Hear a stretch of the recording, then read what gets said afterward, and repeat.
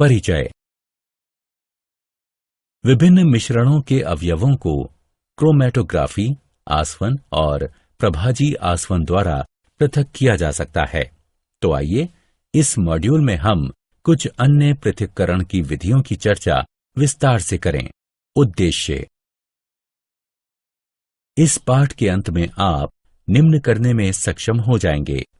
किसी मिश्रण के अवयवों को क्रोमैटोग्राफी, आसवन और प्रभाजी आसवन द्वारा पृथक करना, वायु के अवयवों को पृथक करने की विधि के बारे में बताना, क्रिस्टलीकरण द्वारा ठोस पदार्थों के शुद्धिकरण पर चर्चा करना, शुद्ध पदार्थों को वर्गीकृत करना।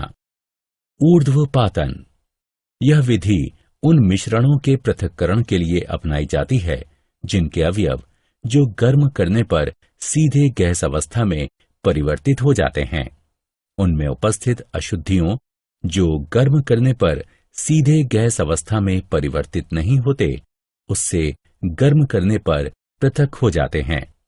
इस चित्र में यदि अमोनियम क्लोराइड और साधारण नमक के मिश्रण को गर्म किया जा रहा है तो अमोनियम क्लोराइड ऊर्ध्वपातित हो जाएगी, जिसका शीतलन करके ठोस रूप में पुनः प्राप्त किया जा सकता है तथा नमक नीचे ही रह जाएगा। क्रोमैटोग्राफी: इस विधि द्वारा किसी द्रव से उसके रंगीन अवयवों को छानक पत्र अथवा सोख्ता कागज की सहायता से पृथक किया जाता है। छानक पत्र की पट्टी के एक सिरे पर स्याही की एक बूंद रखिए और वो सिरा जल से भरी एक परख नली में डालिए। स्याही 2 या 2 से अधिक रंगीन अवयवों का मिश्रण होती है। वह अवयव जो जल में अधिक घुलनशील है, पानी में जल्दी घुलता है और पृथक हो जाता है। आसवन: इस विधि में परस्पर घुलनशील द्रवों को उनके मिश्रण को उबालने के पश्चात उनके वाष्प के शीतलन द्वारा उनको संघनित करके पृथक किया जाता है। साधारण आसवन का प्रयोग उन 2 परस्पर घुलनशील द्रवों को पृथक करने के लिए करते हैं जिनके क्वथनांकों में पर्याप्त अंतर होता है। यदि एसीटोन और जल को आसवन उपकरण में गर्म किया जाए तो एसीटोन का क्वथनांक कम होने के कारण वह जल से पहले उबलकर वाष्पित होगा और शीतलन विधि द्वारा संघनित होकर जल से पृथक हो जाएगा। प्रभाजी आसवन: प्रभाजी आसवन का प्रयोग उन 2 परस्पर घुलनशील द्रवों को पृथक करने के लिए किया जाता है जिनके क्वथनांकों में 25 K से कम का अंतर होता है।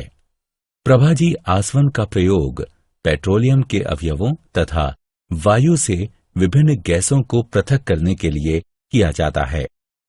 वायु के अवयवों का पृथक्करण: वायु विभिन्न गैसों का मिश्रण है। वायु के अवयवों को प्रभाजी आसवन द्वारा पृथक किया जा सकता है।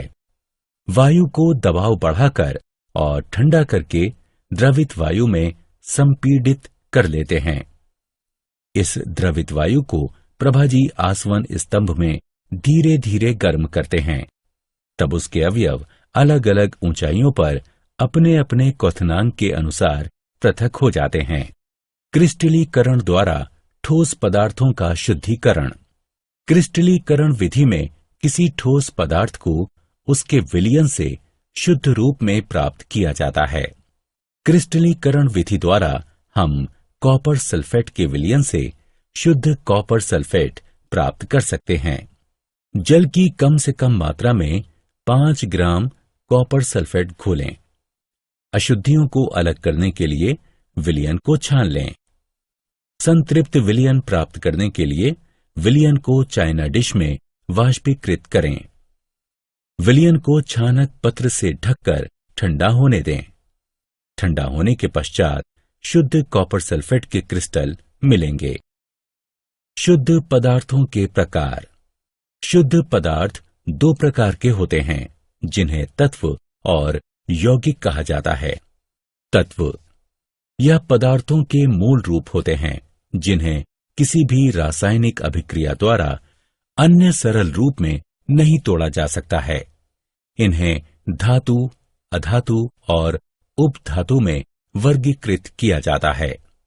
धातु ये चमकीली, गुंजायमान, लचीली, आघात वर्धनीय, तन्य और ऊष्मा तथा विद्युत की सुचालक होती हैं। अधातु ये चमकीली, गुंजायमान, लचीली, आघात वर्धनीय तथा तन्य नहीं होती हैं तथा ये विद्युत और ऊष्मा की कुचालक होती हैं।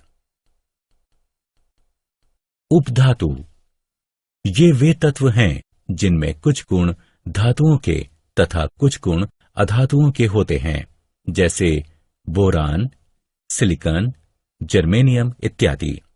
यौगिक ये वे पदार्थ हैं जो दो या दो से अधिक तत्वों के एक निश्चित अनुपात में रासायनिक संयोजन से बनते हैं, जैसे जल, कार्बन डाइऑक्साइड, शर्करा, नमक, आयरन सल्फाइड इत्यादि।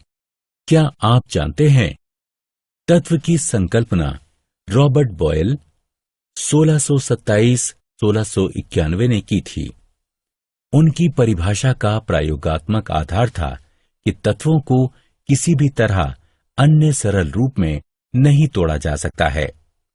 इसका तात्पर्य ये था कि सभी तत्वों की पहचान अस्थायी थी, जब तक कि बेहतर तकनीकों द्वारा यह नहीं बताया गया कि संभवतः गलती से किसी यौगिक को तत्व मान लिया गया था और किसी तत्व को यौगिक मान लिया गया था। उस समय का एक महत्वपूर्ण विचार परमाणुओं की स्थिरता का था, जिसके अनुसार कॉपर का परमाणु हमेशा कॉपर का परमाणु ही रहेगा और किसी भी प्रकार परिवर्तित नहीं होगा। रेडियोधर्मिता, संलयन और विखंडन जैसी आधुनिक खोजों ने इसे गलत सिद्ध कर दिया। सारांश। आइए हमने जो कुछ सीखा है उसे संक्षेप में दोहराएं। पृथक्करण की सही तकनीक का प्रयोग करके किसी भी मिश्रण से शुद्ध पदार्थों को प्राप्त किया जा सकता है। शुद्ध पदार्थ तत्व अथवा यौगिक हो सकते हैं। तत्व पदार्थों के मूल रूप होते हैं जिन्हें किसी भी रासायनिक अभिक्रिया द्वारा अन्य सरल रूप में नहीं तोड़ा जा सकता है। यौगिक वे पदार्थ हैं जो दो या दो से अधिक तत्वों के एक निश्चित अनुपात में रासायनिक संयोजन से बनते हैं। यौगिकों के गुणधर्म उन तत्वों के गुणधर्मों से अलग होते हैं जिनसे मिलकर वह बना होता है, जबकि एक मिश्रण के गुणधर्म उन तत्वों और यौगिकों के गुणधर्मों को प्रदर्शित करते हैं जिनसे मिलाकर वह बना होता है।